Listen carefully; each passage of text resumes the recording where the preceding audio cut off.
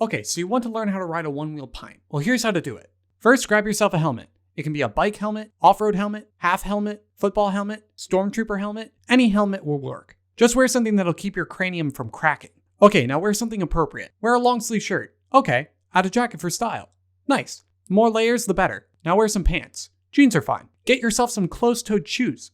Stylish. Get yourself some pads. They'll help prevent boo-boos. Dress for the fall, not for the ride. Okay, now we can look at the board. The board has 2 holes. This one you plug into. This one you shove your finger into to turn it on. Not in that way. There's a handle on the side of the board called a mag handle. This makes carrying the board super nice. The board is a little heavy in the back, so the front of the board will always stick up in the air. Make sure the board is on level ground and place it like this. Okay, turn it on. The light bar at the front base of the board will flash magenta. Cool. The light indicates how much power is left in the board, where your feet are, and other cool things you can do through the app. Oh yeah, there's an app. There's white and red lights on the front and the back of the board to light the way.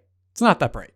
If you ride at night, I recommend a flashlight. Now press the button again. Congrats, you turned off the board. Okay, now you want to ride, but let's break it down first. Put your feet on the board and whoops, the motor didn't engage because the board is still off. Turn it on again. Remember that app? Open the Onewheel app and connect to the board. Cool. My board is called the Dream Machine. Don't steal it. Now you can fiddle around with a bunch of settings. You can also see how much battery is left, how many miles you've traveled, how fast you're going, and more. Don't text and ride. Leave everything as they are for now, but check to make sure that the Simple Stop is enabled. Tap on the icon to turn Simple Stop off and the board's light bar will flash off for a second. Tap the icon again to turn Simple Stop on and the light bar will flash magenta. Good? Good. Carefully place your foot in the back pad and make sure it's comfy. Nice. Now carefully put your other foot in the front sensor and wait. If your left foot is forward, it's called normal. If your right foot is forward, it's called goofy. I didn't make up the rules. Look at the light bar. If the light bar is not solid blue, shift your feet until you have pressure evenly across the pad. Otherwise, the board won't go. Now before you start, let's talk about how you stop. When you lean forward, the motor will engage and you will start to move. Lean a little bit forward to go faster, lean back to slow down. The Pint has a cool feature to let you stop and get off, whereas other boards are too lame to have this feature. Hey, this is Simple Stop. When you lean back while riding, you'll eventually slow to a stop. You'll start to go backwards, but the motor will disengage and let you step off.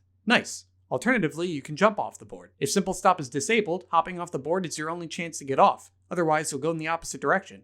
I'm not used to it. Always wear a helmet. Now give it a try. Boom, you're a natural, but now you're going to run over your camera. Just turn to the right. Turning is tricky. That's why I'm explaining it. Now turn to the left. Lean your body and pivot your feet to go in the direction you want to go. Sweet. Now you're doing figure eights. Now that you're a pro, here are some other things about the app. You can also see the angle the board is at while riding, and you can also change the board's riding profile by swiping through the app. I prefer Pacific because the board has a broader way of riding. Redwood is just meant for playful and simple riding across pavement. Skyline is more intense and meant for trails. Oh yeah, trails. Asphalt and gravel are completely different. When you're riding on gravel, bend your knees to cushion any changes in elevation you ride over. You'll save yourself from falls and keep better balance. Also avoid grass. Grass is really weird to ride through.